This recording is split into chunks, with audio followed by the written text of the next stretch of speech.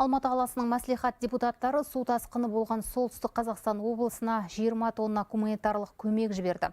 Ол үшін арнайы қор құрылған. Егіске 5 партия атсалысты. Еліміздің бірқатар өңірінде су тасқыны басталғалы бері саяси партиялар, депутаттар мен жергілікті мәслихаттар зардап шеккендерге жан-жақты қолдау көрсетіп келеді. Бұл іске Алматы қалалық мәслихатының 42 депутаты да біргістей жұмылып, қолдан келер көмегін аяған жоқ. Аманат партиясының депутаттары, партия мүшелері 600 миллион теңге жолдаса, республика партиясының өкілдері, депутаттарымыз 80 тоннаға 80 миллион теңгеге құнында көмек жолдап отыр.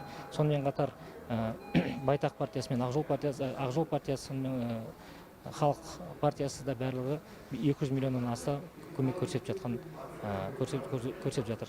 Гуманитарлық көмек тізімінде азық-түлік, төсек орын жабдықтары, моторлы қайықтар, құтқару кеудешелері, рациялар бар.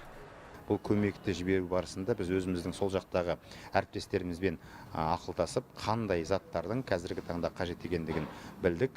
Сол үшін біздің жіберген заттарымыздың арасында арнайы моторлы қайық, резеңке етіктер, қаптар, шамдар, ауыз суы деген сияқты қазіргі таңда негізгі керекті дүниелерді жинақтап, бүгін 20 тонна гуманитарлық көмекті Солтүстік Қазақстан облысына атқарып жатырмыз. Сондай-ақ мәслихат депутаты Мұрат Өтемесов жомарттық танытып, апат болған аймақ халқына 400 миллион теңге бөлген.